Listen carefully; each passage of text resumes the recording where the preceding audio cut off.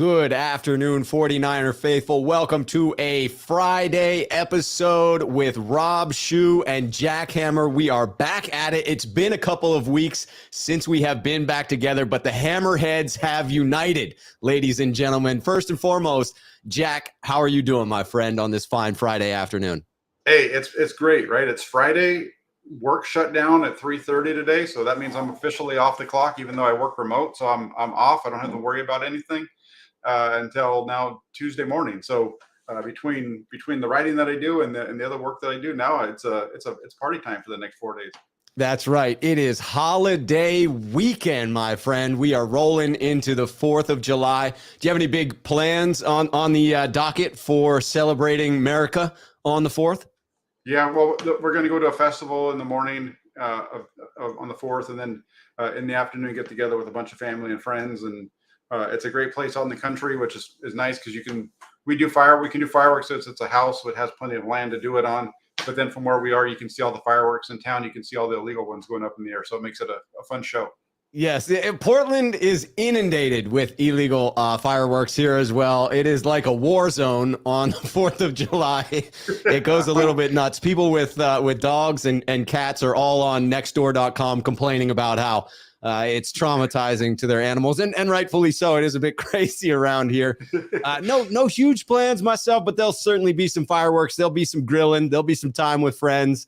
It is always a good holiday. It's one of those that I always enjoy. I usually overeat a bit. I usually overdo it with some pie, some grilling, all the fixins. Absolutely. No, I love 4th of July. When I was growing up as a kid, it was always a big family thing. My dad's birthday was on 4th of July. And so as a kid, my grandma always threw a big family thing, and there was all kinds of food and pies and cakes and ice cream and all kinds of stuff, and tons of fireworks, stuff blowing up all over the place. It was always a lot of fun.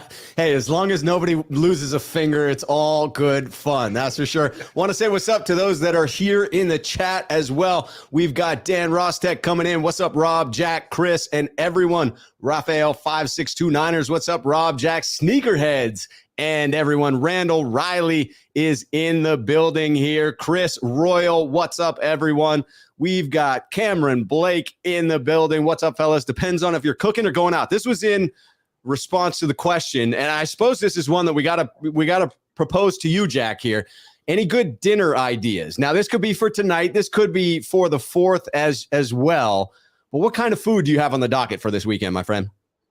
Get some, if you go to Costco, you can get chicken thighs for relatively cheap. They're not too expensive. It's only you get like a big package for like 10 or 15 bucks. It's a good deal. And then put those on the barbecue with some barbecue sauce, and you got to overcook them a little bit. Get them a little burn, because that kind of helps keep all the juice in. Yes, sir. Then those chicken thighs have plenty of dark meat anyway, so they're nice and juicy. You can't really overcook those things on the grill. So that's a great way of going about it. Plus, if you don't finish them all that night, they're really good when they're cold the next day. I'm liking that suggestion. We've got others in the chat coming in as well. Kevin just saying evening to all. The Sentinel. Hey, Rob and Jack, happy 4th. And then some suggestions. Chris Royal saying burgers and brats for us. Can never go wrong with a burger brat combo. Cameron Blake coming in. Jack Daniel's pulled pork pack with some Hawaiian buns. That is definitely going to be good. Nice and sweet. The Hawaiian buns sweetness on top of Jack Daniel's spiced pulled pork.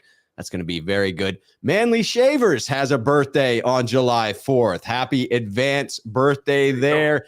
And Swan Song is in the building. Absolutely got to give a nod, because today's topic is courtesy of Swan Song. And that's a great opportunity to jump right into it. What is it we are revisiting on this Flashback Friday, as we have titled this show? It is, in fact, an interview that Swan Song brought to both Jack and my attention. And my thought was this, and I think Jack was in lockstep, that, hey, if I hadn't heard of it, Swan Song hadn't heard of it, and Jack hadn't heard of it, that means that probably a bunch of 49er faithful had not gotten exposed to this interview because of the timing of it. It came out on 5/5, so we we were still wrapping up the draft at that point. We were in OTAs, so we had new material in front of us.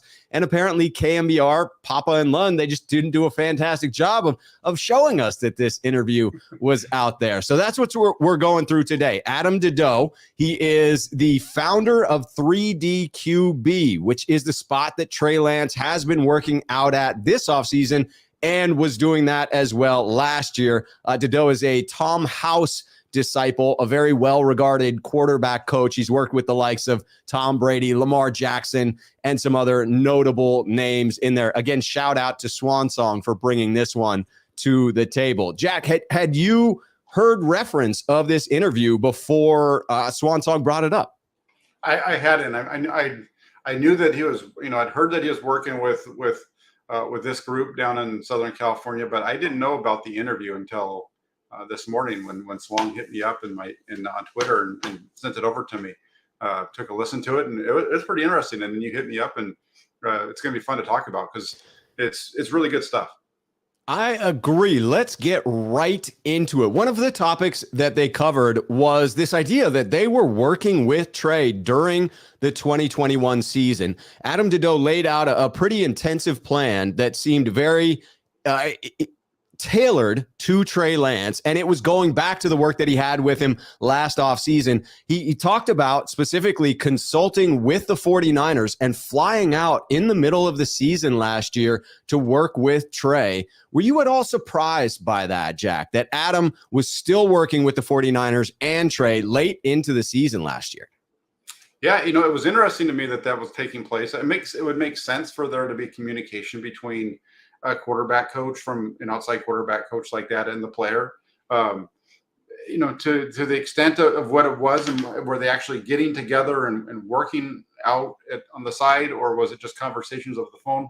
I didn't really get a good sense of that, but it was interesting to hear that there were still communications throughout, and keeping up on each other to make sure that those mechanical things that they'd worked on, those little tips that they've been focusing on, were still something that was being watched as they were getting into the season, because things can kind of start to slide during that time of the year.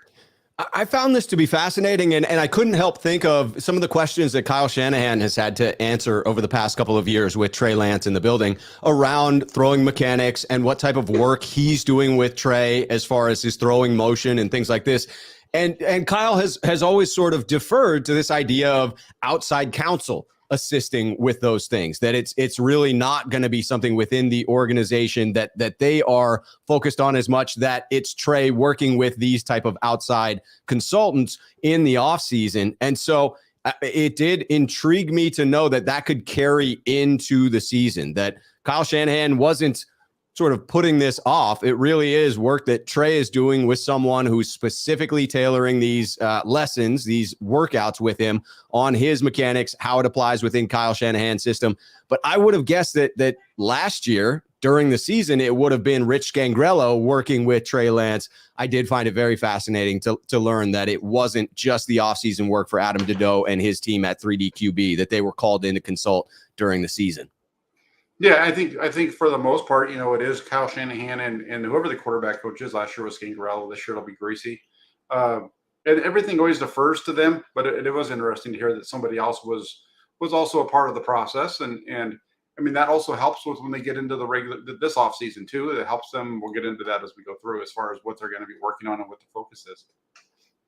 Yeah, absolutely. And it does, when you're thinking about Trey being in there, that they did transition to what the 2022 offseason plan would be. They talked about it as a lead-in from work that they did last year. They were certainly focused on specifics within his mechanics. They were tailoring the workouts specifically to Trey within Shanahan's system. They talked about all of those things, and we will cover that. But he did specifically mention the 2022 offseason plan. They got into that in the interview a little bit. And he was asked specifically about his contact with Trey. And he said, hey, I got in touch with him at the end of the season, set the foundation for this year, that it's going to be an ongoing process. And Trey really needs to, first thing on the docket is to step away from the game and decompress. He went back to sort of compare how hectic it would have been for Trey in the offseason last year versus this one. This would really be his first time since being at North Dakota State to really step away from the game and just sort of shake it all off for a moment. Yeah, and that's important for these guys to be able to do. They've got to be able to step away from it at times and just be able to be themselves without having to constantly be focusing on the game.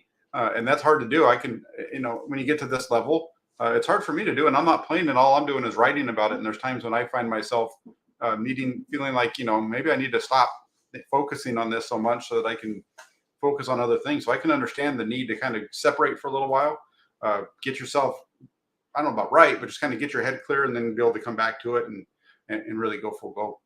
Yeah, Nick Bosa spoke about that in one of his pressers this offseason during OTAs or minicamp, whichever that was, that because of the injury last year, he wasn't able to take that time away. It was grind, recovering from the knee surgery. Everything was focused on recovery. And he spoke specifically about being able to go buy himself a new boat, check out for a little bit, clear his head, both physically and mentally. I think that's very important, in particular for a rookie where I'm sure Trey's head was spinning last offseason. He did specifically lay out in the rookie season that it starts the second after the college season ends. Trey Lance would have constantly been on display, trying to show himself, prove himself to all of these teams in that lead up to the draft process. Whereas when you contrast that with this offseason, he has that time away to decompress physically and mentally. And then they come back together with a very specific plan for the offseason. This is where he first started to mention getting notes from the coaches on what they want to see improved. And again, I found this to be very fascinating, the description of the dynamic between the 49ers, 3D QB, and Trey Lance. And there's more communication happening there than I would have initially guessed in judging from, say, Kyle Shanahan's comments on the topic. Yeah, and I think it helps out, too, that John Beck played for Kyle Shanahan, so he understands the offense. It helps with those communications as to what they want to see worked on. I think he also talked about working with the quarterbacks from Sean McVay's system and some of those, kind of all from that same tree of coaches, right? The Kyle Shanahan tree, Kyle Shanahan, Sean McVay, and so on. And he talked about that. And so it's interesting that they really tried to understand their verbiage and really understand the things that the coaches are seeing on a regular basis that they want to see improved upon. I thought that was really interesting to hear. Yeah, I did too. They also mentioned something that was an interesting little tidbit here of building up Trey's arm. They referenced specifically in this offseason, making sure that they're on top of the number of reps, making sure that he's not peaking too soon so that his arm can withstand OTAs, eventually training camp from a pitch count standpoint. Again, not something that I typically think about, but I know you as an ex-player, an ex-quarterback, found that to be also a fascinating tidbit.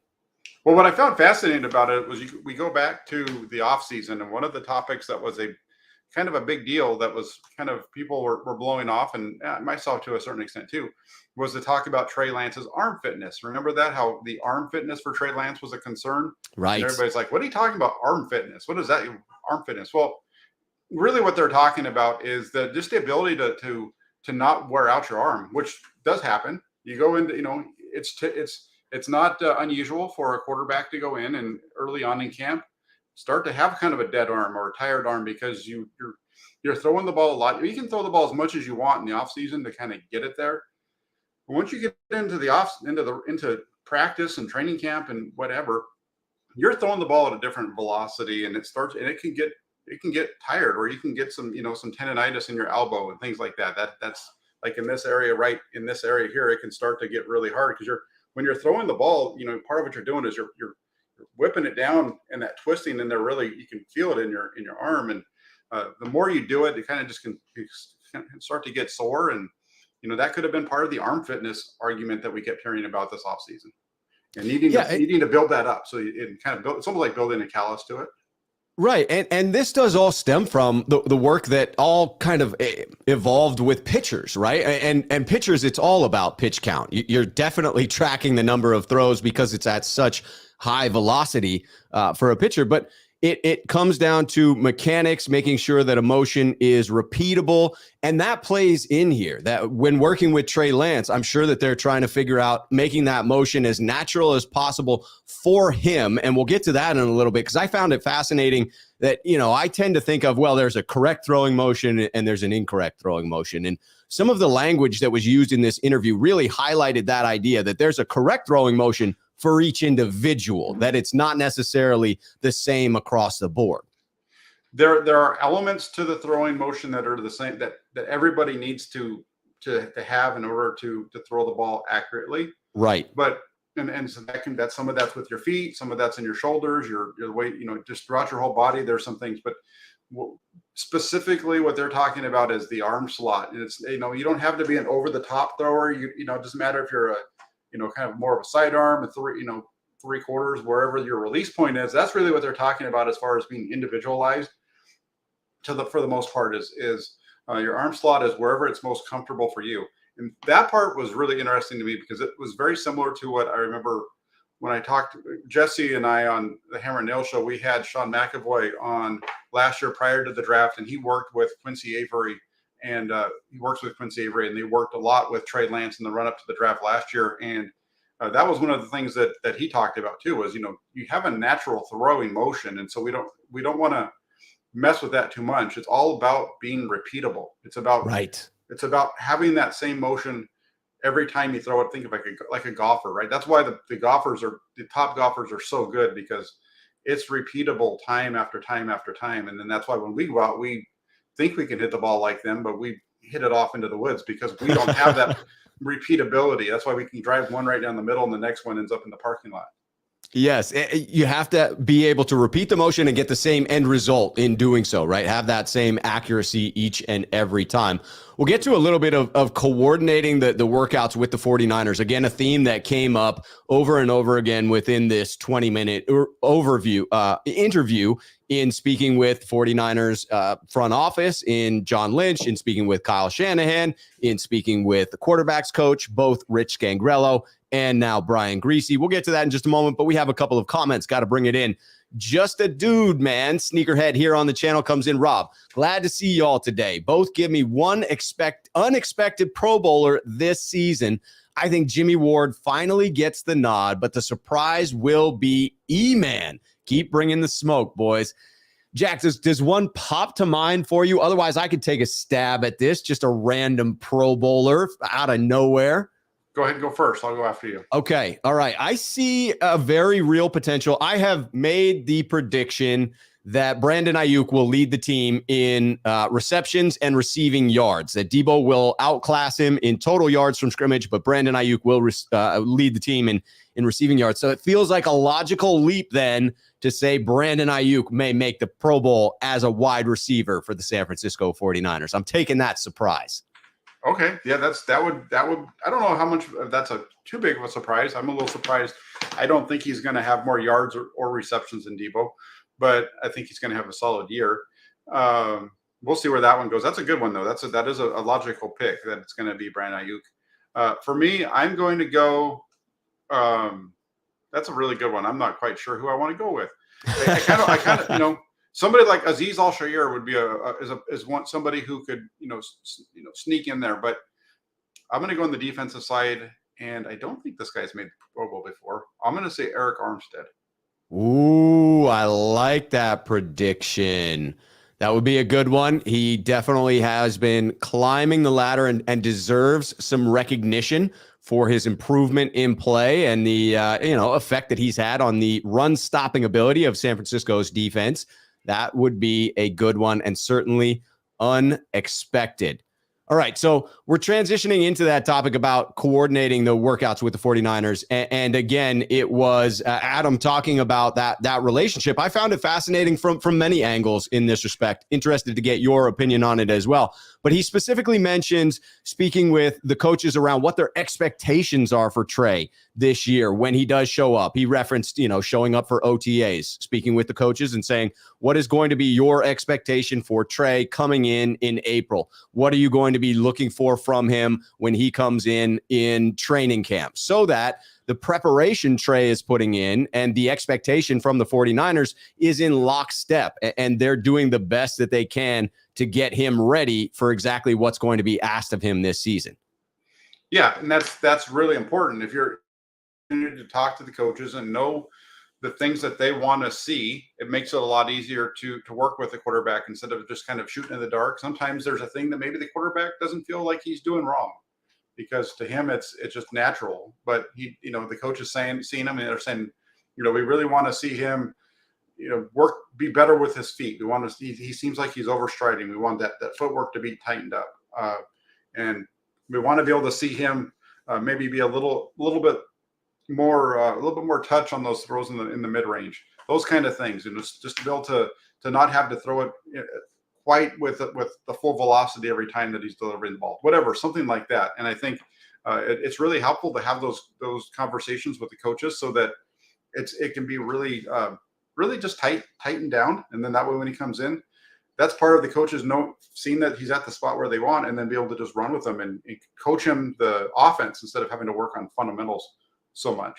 Right. He gets to work on those fundamentals when he is training with the 3D QB and focus primarily on the offense. Although they did mention this idea that they're working in the terminology of it. I love the fact that everything seems customized, and this unit of 3D QB seems very well versed in the Shanahan system. We'll talk about that in a minute, about the work that they've put in understanding Shanahan's system and the different players that they've worked with along the way.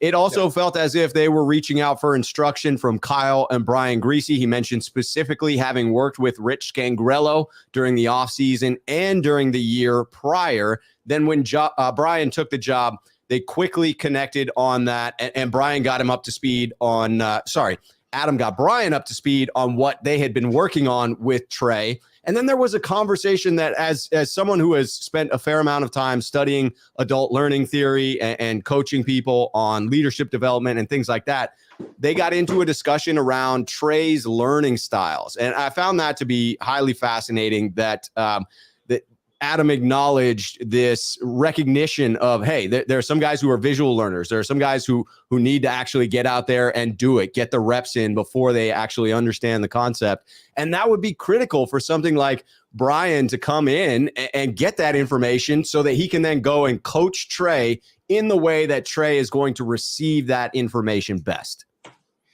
Right. And that's always what's important. If you're teaching, you want to know how your kids learn best. And that's why, the best teachers are the ones that do it in multiple different ways. They're not just standing at the whiteboard all the time or standing there.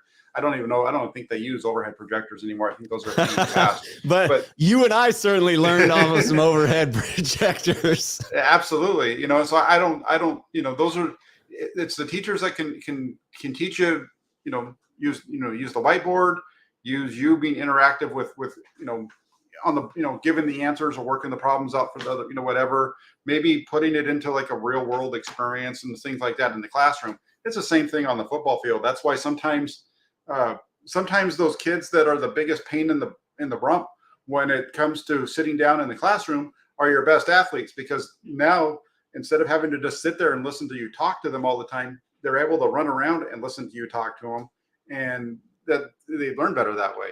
And that's an argument that I had plenty of times back in the old days.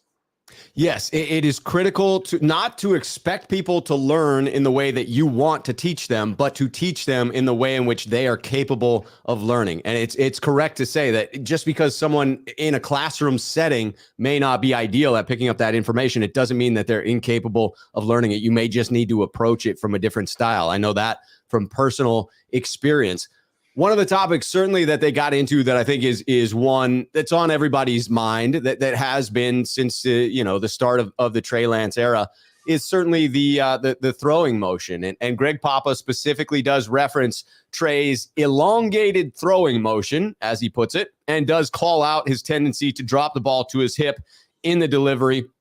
And again, mention of an overly wide base. So comes in asking a question, sort of leading in with a few criticisms. And Adam's response is, hey, I can't get into all of it. Some of the stuff that I work on with Trey is proprietary. And that makes sense that he can't divulge everything he's working on with Trey, because NFL defenses would love to know what weaknesses Trey is working on so that they could exploit said weaknesses. So he can't talk about it, but he goes into generalities. He says, you may see quarterbacks out there in general where you say that motions appear to be too long. The throwing motion appears to be too long. The ball may be dropping below the standard. This is where he gets into the idea that, hey, the most important thing is timing, the timing of their delivery being paramount to everything else, the timing and sequence of the timing and sequence, and not just the arm path and things of that nature. Now, Jack, do you want to give that refresher of what he means when he's talking about arm path? Well, the arm path is just where the ball's, it's the way that you're throwing. It's your motion, right? So it's, Is it coming up over the top? Is it out here, wherever? And, and I wouldn't even necessarily say arm. There's the arm path, arm slot, I guess is where I'm talking about, where it's coming from. But yes, he does use that term as well, the arm slot. Yeah, there's got to be, that's more of what I'm talking about, I guess, when you think about up here or down here, wherever. That's more of an arm slot thing. But the arm path kind of has to be the same. And what I mean by that is, like, your release point, you've got to get to the same spot every time when you're releasing, whether you're releasing it over the top, whether you're releasing it from the side, or wherever it's coming from. Your arm path at some point has to kind of get to that same spot. And that's when, those guys that can whip it from all different angles, that's really impressive and helpful. And a lot of the reasons that like a Patrick Mahomes, for example, he can do all those things because he's getting to the same, his release point is relatively the same, right? And when he's talking about the elongated throwing motion, it's okay if you have an elongated throwing motion if everything times up right every time. And the longer your throwing motion is, the more possible. Think of it as anything. The longer you do something, the more likelihood is that you're going to screw up, right? Right.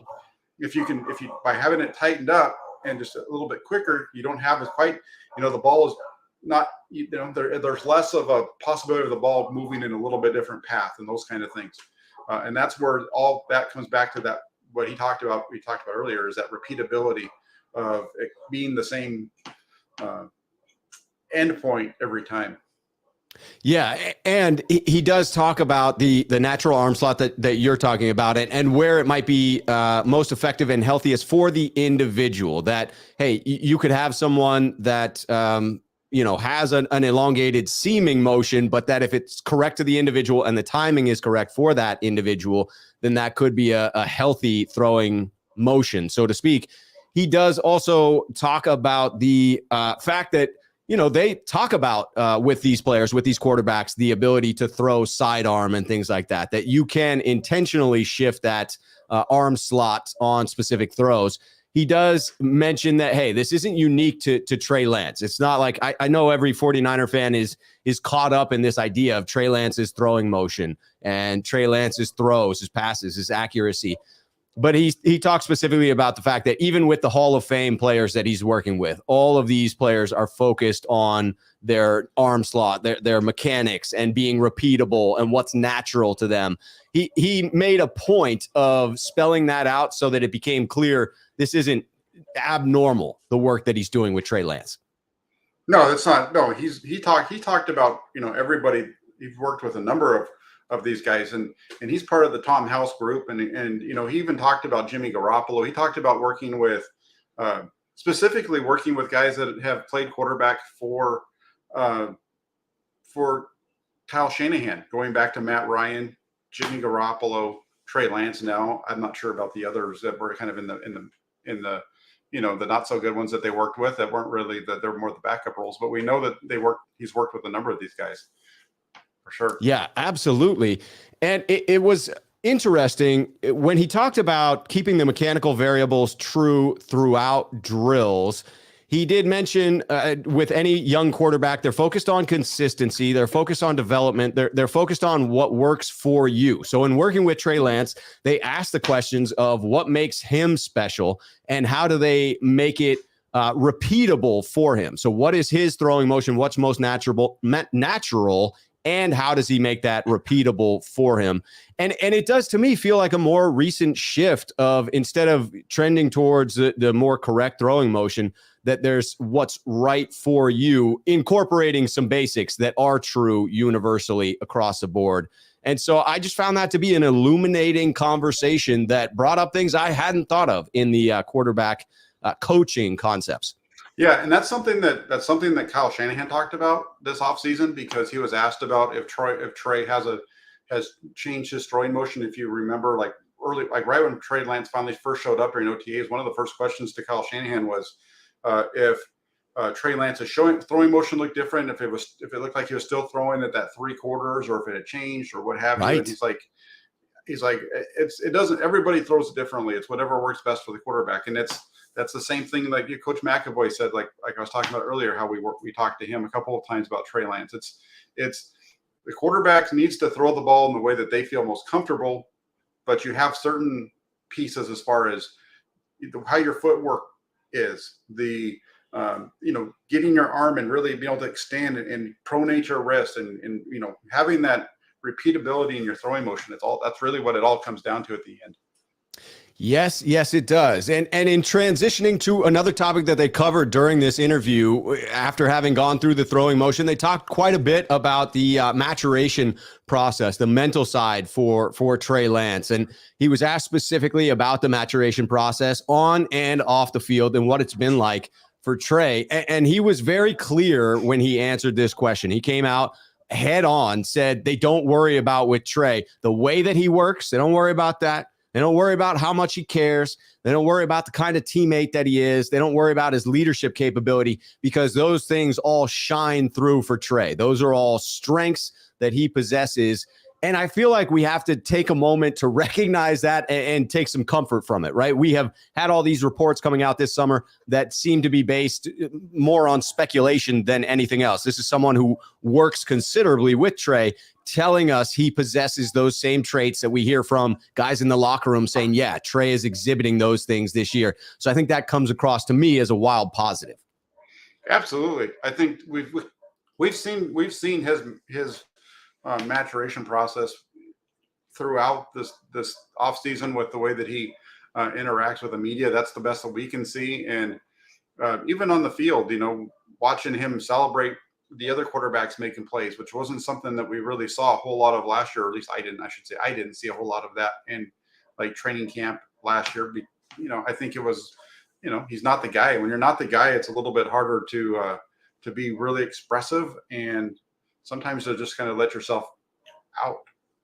Yeah, right. And that's very key. When you're not the guy, not only was he not the guy, but he was not the guy, but he was behind the guy and kind of could have overshadowed the guy if he had done anything noteworthy. So there were so many eyes on him, is what I mean by saying that he may have been overthinking everything he did in practices. Like, oh man, everybody's watching me. If I do this particular thing this way, if I celebrate some of the other players, what will that say about me? Will that put me in the spotlight when I really want the spotlight to be on Jimmy because I'm a good teammate right now?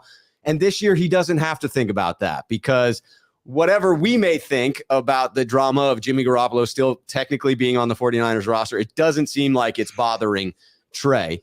I did find it fascinating that he did spell out a couple of things Trey needs to work on, which you could interpret as weaknesses. And he referenced specifically people-pleasing behaviors that Trey and starting quarterbacks in general, this may not have been super targeted at Trey. He did reference Trey when saying this, but he may have been speaking in more generalities. But he said that quarterbacks need to be selfish with their time. What's best for Trey needs to be the priority and not what's best for others. And I couldn't help but wonder what he may have been referencing in that regard. But the only thing that came to mind was something like a situation where you have a more senior player like a Deebo Samuel saying, hey, Trey, you should come out and train with me in Florida as opposed to training where you want to be in Southern California. And I think that if I'm interpreting that message correctly, Trey needs to prioritize his own training in that regard and not other people's happiness. It could be something like that. Or it could just be that there's only so much time that you have. And as a quarterback and the amount of learning that he needs to do to get himself ready and get himself right, he needs to just go out and do his thing instead of doing what everybody else wants him to do. So, whether it's Deebo Samuel trying to pull him out to the East Coast, or, like what you put up there right now, him traveling out to Nashville for the tight end whatever. He needs to just be able to say no and do what he needs to do at times. And if for people that are people pleasers, that can be really hard to do, whether you're a quarterback in the NFL or just an average Joe like you and me. Yeah, absolutely. And Swan Song coming in here, who was the man who called out this interview. So got to give that credit there, saying, notice Trey ended up not showing up at Tight End University. I mean, not to say, I'm still waiting on the story to come out about that, because it seems strange that there hasn't been mention of it, that he was going to be there, then wasn't there, and it was just sort of a non-story that he wasn't there. I'm sure someone will come out with a little bit of detail around why he had to miss it, or if he chose to miss it, or was uninvited. Someone will come up with some juicy content around it, and we'll probably get some more answers there. Yeah, I think, well, maybe that'll be a question that we can ask him, on the 26th or 27th when they show up for training camp. I like it. We've got a few weeks left to craft some excellent questions there. I should say you have a few weeks left to craft some excellent questions there.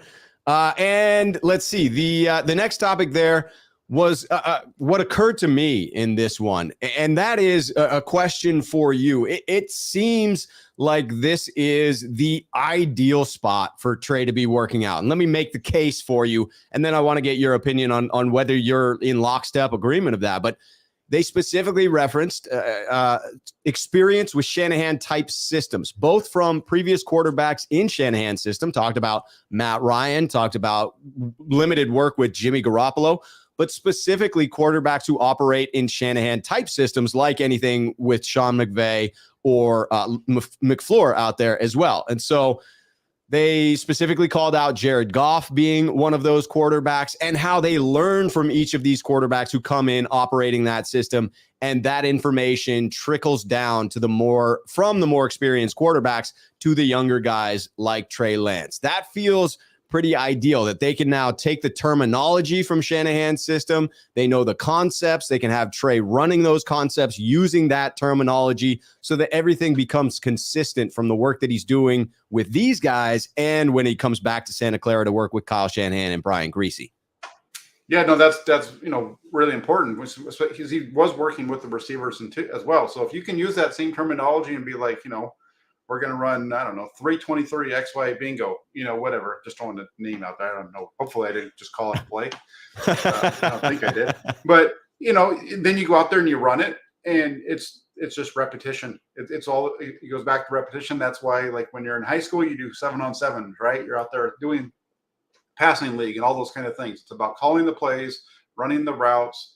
Even when you're working with receivers just one-on-one, you still call the routes, and you call it by the right name, so that it just gets ingrained in your system, and it becomes second nature, so you don't even have to think about it. And the fact that they're doing that in a setting away from the team and able to do it with somebody who's also helping you with your mechanics and all those kind of things, that's really good.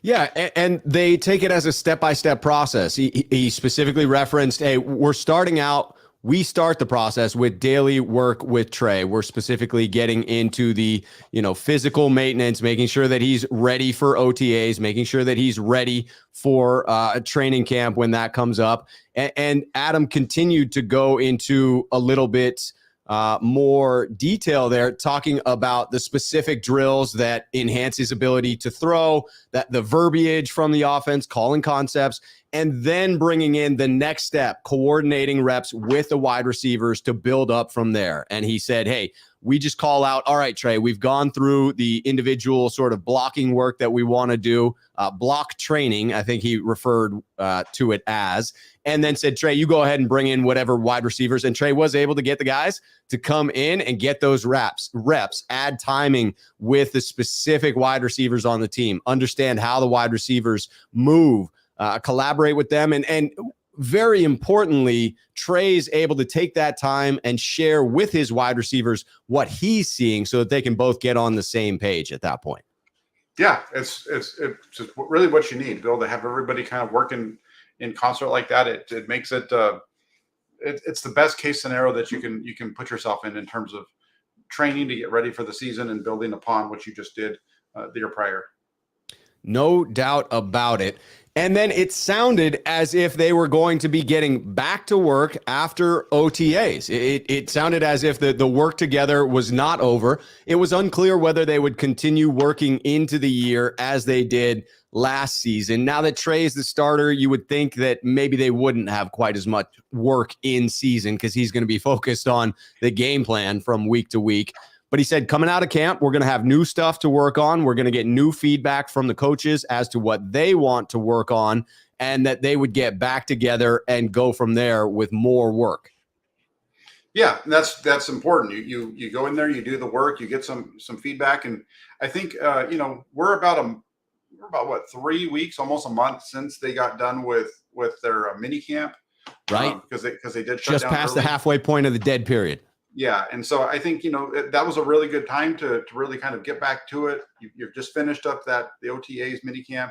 Now you get to work on those things that you needed that you felt like you needed to improve on from there. And I think they're getting to a point now where there's about after, I think, what is it, next Tuesday, I think it is, they're going to be about 3 weeks out. I think that's the point where you kind of start to scale back and get ready to take some time off before you come back out to Santa Clara for training camp. Yeah, get a little bit of rest in there. Again, you did have Adam calling out that this is true. The idea of coming out of camp, having new stuff to work on, that is not unique to Trey. This is not because he's a young quarterback. He said that's true even with the Hall of Fame people, quarterbacks that they work with, that they get notes from the coaches, that they come out of camp with fresh things to work on. So I wanted to ask you, based on your observation, although be it, limited observation in those couple of days of OTAs, if you were consulted on this, Jack, and you were able to give Adam some notes based on what you saw from Trey in OTAs, what would you ask Adam to coach Trey up on at this point in the offseason? What are some of those little things that you would want tweaked? And watching him on the field, it looked like he was pretty dialed in with a lot of the things. I think that the biggest thing with him is again, it's that repeatability. There's times when he's still a little going outside the numbers, like to the out routes, still a little bit inconsistent. What we'd like to see him just be able to work on those types of throws. And then also dealing with people around him and having to move his feet and get rid of the ball and seeing him be able to have pressure coming at him and get the ball out and making an accurate throw. If there's a way that they can work that into their plan, and there's some different ways that you could do it, it'd be good to see that, because I think that's where he needs to grow the most. I love it.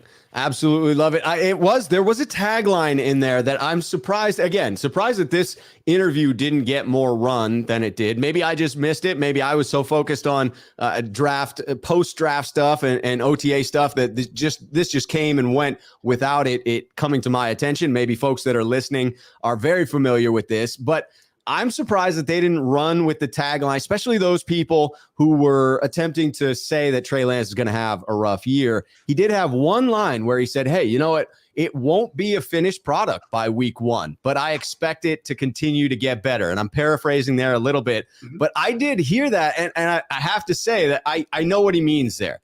It's never a finished product. Even, I saw Swansong putting in the comments earlier that even experienced golfers are consistently working on their swing. Tom Brady is still working on his throwing mechanics. So it's never done. But I did hear that line and I was like, well, that's slightly ominous. Very true, but slightly ominous. And I'm surprised that more of Trey's doubters didn't grab onto that line and use it. Like, hey, even the people who are coaching up Trey are saying he's not going to be ready by week 1. Oh, come on. Most of the guys that are bagging on Trey, they'll start arguing with you about the third down conversions more than anything else. You try to get into any kind of specifics with them, and they really don't know what they're talking about when it comes to mechanical things, and that's okay. I think they're right. It's not going to be a finished product, and Trey Lance is going to have. It's not going to be a smooth sailing throughout the season. There's going to be some ups and downs, but I think at the end of the day, it's going to be as good, if not better, production from that position than they've received last year. I really feel like it's going to be higher if the work that they're putting in now comes to fruition as the season hits. The numbers could be off the charts for Trey Lance. In reality, if he just look at the numbers from last year, Jimmy Garoppolo, obviously he had a much bigger sample size than Trey Lance. Right. The 49ers led the league in net yards per pass attempt, which is the stat that I like to look at because it includes sacks. It's not just yards per completion and those kind of things. It's yards. Right. Takes into account the losses as well. Yes. It's the net yards gained by the offense when they throw the ball. And the 49ers last year led the league. Jimmy Garoppolo was at 7.68, just under 7.7. Trey Lance was better than that, 7.8 something. What's really interesting about that number, and for Lance to have a number better than that, is impressive when you consider his completion percentage was 11% below Jimmy Garoppolo's. Man. So to have the offense gain more yards with a quarterback that's completing much, I guess, less passes on a regular basis is impressive. So if he can take that and say cut that in half, so go from 57% to 62%, that is a big jump in offense of production from the passing game for the 49ers. So we'll see how that works out. That would be a big bump. I'm very excited to see it. I do think that it sets the proper expectation. I'm with you that there will be some ups and downs in this season, and it would be unfair to believe that there wouldn't be. People should go in with that expectation. We got to finish out on this super chat. Before I do, I just want to say Jack's information is down below. We have covered this interview, which again, thanks to Swan Song putting that out there. I found this material to be very fascinating. I'm glad that we were able to share this material and our opinions on it with all of you. But down below in the description of this video is Jack's Twitter handle. It is the link to subscribe on his YouTube channel. There is also the link to the blog on the Santa Rosa Press Democrat. All three of those should be very familiar to you. If they are not, go down below there now and familiarize yourself with it. Jack, when's the next time you'll be on live on the channel? Will that be on, well, Monday is the 4th, so you and I won't be going live on Monday, so maybe Tuesday? I'll be I'm not going to do it. I'm not planning on going live on Monday, but I will be back on Tuesday. And I guess you and I will have to figure out another time to do our show together, because that's really my favorite show that we do is when we're talking. So yeah, we'll figure that out. But mine too, my friend. Hey, if you get a wild hair, you can always post a live of you blowing up some fireworks and whatnot. Well, as long as I keep all my fingers, that's all I'm really worried about. But and we'll see what it is. My schedule right now next week, I'd probably say Sunil on Tuesday, and I know Jesse's been a little bit hit and miss because he's taken some time off. We got the show together last night, but I've been doing fan roundtables instead of call-in shows. For me, I usually don't get a high number of call-ins. So doing it this way, I like it because you get a bunch of guys that can come out there, and talk for a long period of time. Swan was in the first one. Same with Notorious GAV, Big Gavin from the, coming from across the pond. He stayed up until almost 3 o'clock in the morning, his time to do the show with us 2 weeks ago. So they're a lot of fun. Last night I had Wayne Breezy, who a lot of people know. Nice. These parts. Aaron Labigan from 49ers First Takes and Eric from Barry Baller. That was the three that I had last night. It was a really good time, and they all got mad at me because my questions were a little bit. One of my questions really made them angry, and then they got mad at me because they didn't like what I had to say about Brandon Ayuk and Deebo Samuel, but it was all in good fun. It was a lot of fun. I like it when a roundtable gets contentious. Those are the best kinds of roundtables. It's cool when everybody's in lockstep and there's a lot of agreement, but when there's a little bit of division and a little bit of disagreement, that's a highlight in my book. It was fun. It was Wayne did not like me saying that I sold Brandon Ayuk being better than Deebo Samuel, and I think he was most frustrated because but what is your reasoning for it? It's just like, well, because Deebo's better, he's gonna be better, and Brandon Ayuk hasn't shown it, and that was after I said that Trey Lance is going to have a dramatic, I think it was, or something like that, increase on the Flyers passing game, and that little dramatic piece made it a little bit harder to answer that question, and they didn't like that. It was fun. It was great. It was really fun. And, it was all good nature back and forth. Yeah. It was a lot of fun. I mean, it sounds like it. Raphael 5629ers coming in. The round table last night was awesome, Jack. Swan Song saying, hey, man, drama sells. That's what you got to have. And Dan, I like the suggestion. Sunil and I have done some great collabs way back in the day, and we have wanted to get it on the calendar more recently. So I appreciate you bringing that back to mind. I also like Randall Riley. Drunken Miller, that like button. I'm not sure how Hit and Drunken Miller go together, but anytime you bring in a little Jim Drunken Miller frickin' reference, I'm all for it. If you're Drunken Miller in the like button, doesn't that mean you're going to keep missing it? I mean, if you watch the guy play as a member of the 49ers, just firing those likes all over the place. You're just hitting buttons all over your computer. You're just scattershot across there.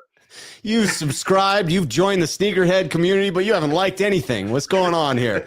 Exactly. All right, let's get to this super chat. And Chris Royal doing the deed. I got to get back to it. Here we go. Rob and Jack, with J.C. Tretter still out there, would you bring him in with our O-line being less than stellar? How about OBJ as a mid-season signing?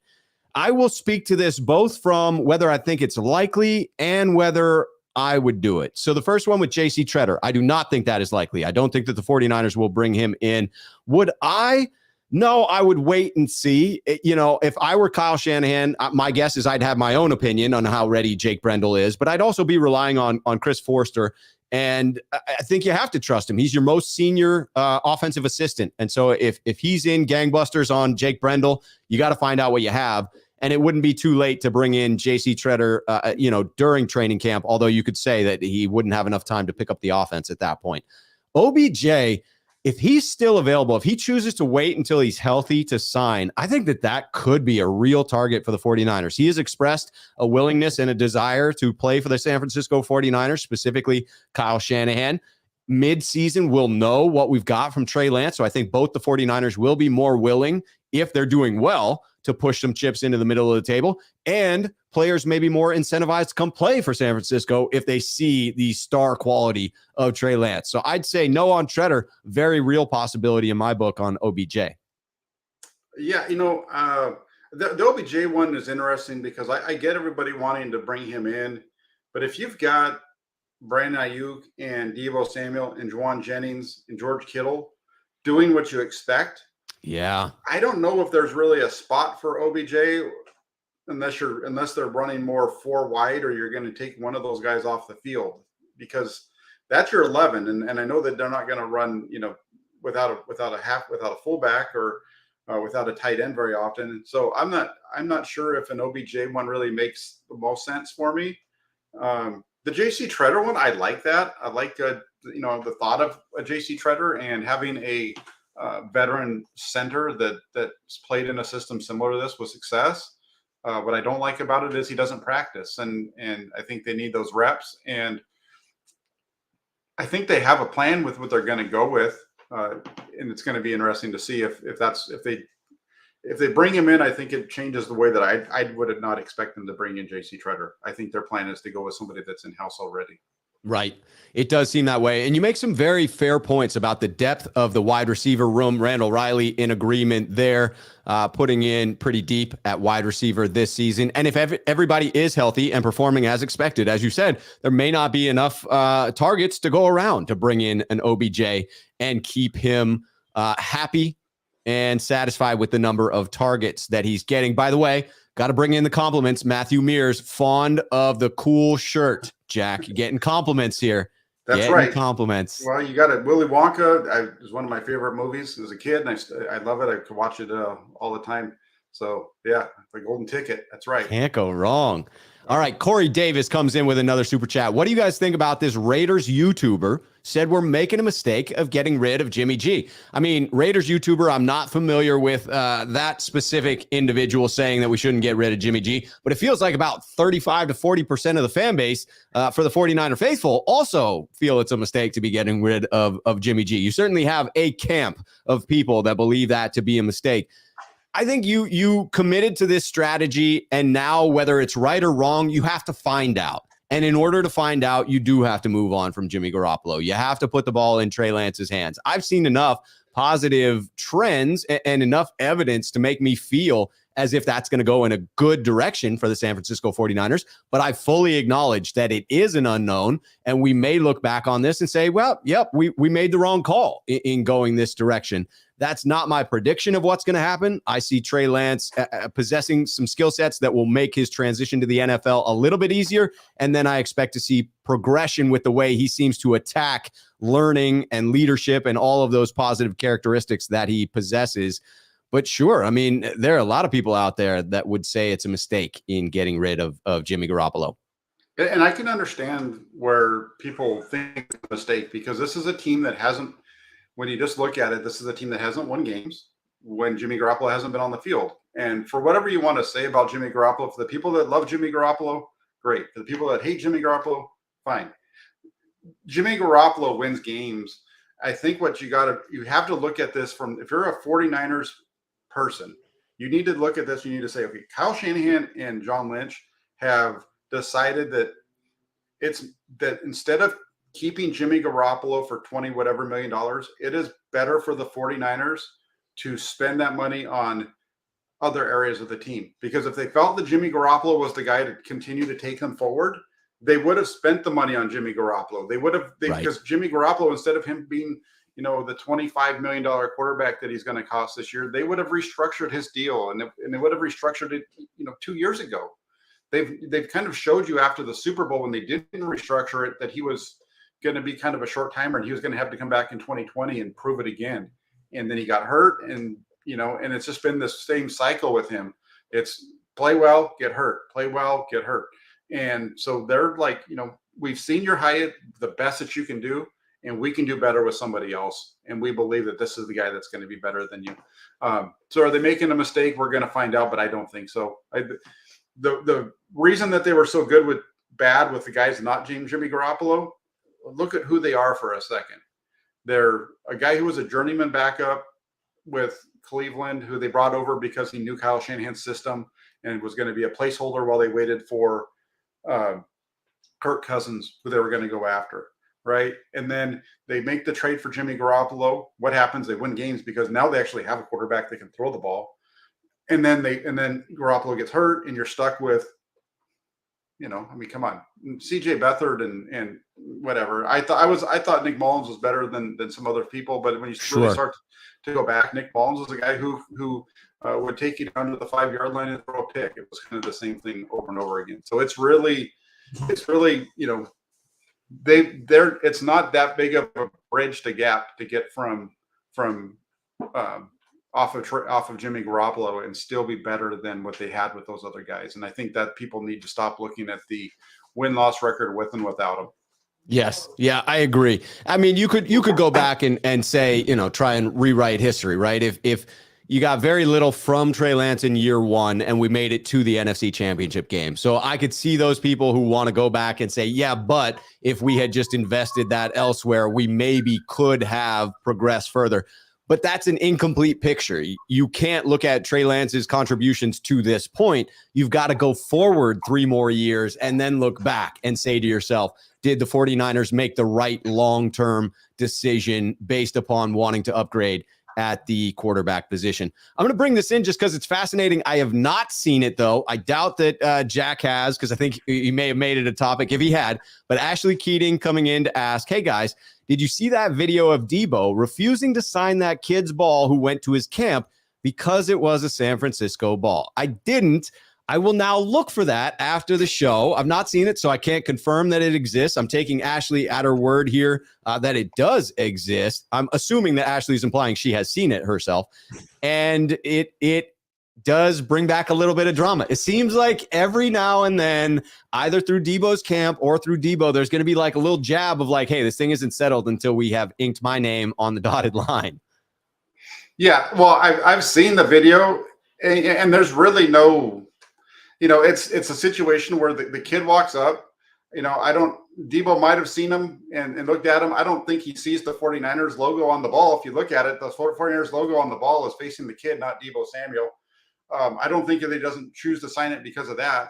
It could be a situation where here's the thing where these guys get themselves in trouble, and it's not even Deebo Samuel getting themselves into trouble. It's just in general. When you have a bunch of people around, somebody sticks a ball in your face and you don't sign it, you're the bad guy. Right. Somebody sticks a ball in your face and you sign it, guess what happens? You've got 50 people that are all standing around you, and you can sign 49 of them, and the one that you don't sign, you're a jerk for that guy, and that's the one that gets blown up, and that's just the way it is all the time. So do I feel like Deebo Samuel should be – I've seen the video. I don't think that's it. Here's the thing. If you ever go to a 49ers game, before the game, there is one player who will run around the entire half of the stadium there where the 49ers are warming up and play catch with the fans for 10 minutes. Yeah. It's Deebo Samuel. Deebo. I've seen him do it countless times. It is definitely engagement with the fans. It's not for pomp and circumstance. He is definitely engaged with the fans. So I'm going to take that as the evidence I need to say that this probably is a non-story. I don't know why he didn't sign the kid's ball, but to say that he didn't sign it because it was 49ers ball, that's not what happened, because he couldn't, unless there was 49ers on both sides, like a 49ers logo on both sides, the logo that I saw was facing the boy that had the ball. So unless Deebo has x-ray vision, he didn't realize it was even a 49er ball. Right, because if this ball is facing that way, you clearly see it's SF, but Deebo sees this side, you got nothing. Right. And so from that standpoint, I disagree. Yep. And I'm with Chris Royal here that the evidence I have of Deebo and his character and the way in which he interacts with fans is that doesn't seem to jive. And so I will look for that video, but I'm going to take the benefit of the doubt, and your impression of it as well, Jack, is that it probably has something to do with what Swan Song mentions about if it's not an NFL sanctioned event, there are some rules in place around rookies signing things. I'm not familiar with that rule. That's another thing I'll have to look up. But I think it's more likely to be something like that, or he was in a hurry, didn't want to sign 50 balls, or didn't see the SF logo on there. So again, I would say probably something that's being blown up a little bit more. Ashley coming in to say, that was good perspective, Jack. Thanks. I thought the person who posted it said it was because of the SF logo, but I get that it's hard to sign them all. Good outlook. Appreciate you coming back in to say that, Ashley. I always enjoy our conversations, Jack. I hope that you have a wonderful 4th of July weekend, and thank you, as always, for being on the program, my friend. No, absolutely. I saw some people talking about this early, and I'll make sure that, here's the thing, I'm going to say this real quick, but every time you reach out to me, I've never ghosted you, and I don't ghost anybody that reaches out to do a show. So, I think it's likewise with you, with me, and I just, there's some drama around this whole thing, and I'm going to tell you what, I'm going to be quiet about it. I'm with you on that, Jack. And I think that there's something to it. I share the sentiment with you that I do not make a practice of ghosting anybody. That is not in my MO. And I do appreciate all of you here as well, appreciating us, man. It means a lot to have you guys in here, to have all the interaction in the chat. I know that it means a great deal to me. I think that it means a great deal to Jack as well in having the environment that we do here. So I appreciate everybody in the chat and the dialogue that you guys keep going there. And Jack, I appreciate you, addressing that. I did see some of those comments go by earlier and we were midstream, so didn't want to derail us, but I agree. I think it's good to put out a little something to acknowledge it and say, hey, not really going to dive into that because it could go a negative route, and that's not what I'm trying to do either. So, hey, you know what? The best thing is we get to come on here. We get to talk 49ers football. It's always a lot of fun to talk to you. We have a very similar perspective with what we've been through in terms of 49ers football, and the comment section has been really good. Just kind of seeing what people have been talking about. There's some really good stuff over there, and they keep things flowing as well for us. And so to come on here on a Friday, talk 49ers football, make it light, not make it, have any kind of a deep dive into any kind of psychoanalysis or anything like that. It's just a lot of fun to come on here and do this. Yes, it is. I truly enjoy it. I look forward to finding a time for us that works next week. If not, we'll be back on. We'll try to make it work for Friday. Happy 4th to everyone that is here. Enjoy the weekend. Be safe. Be safe out there and have fun. Thank you, everybody. As always, until next time, cheers.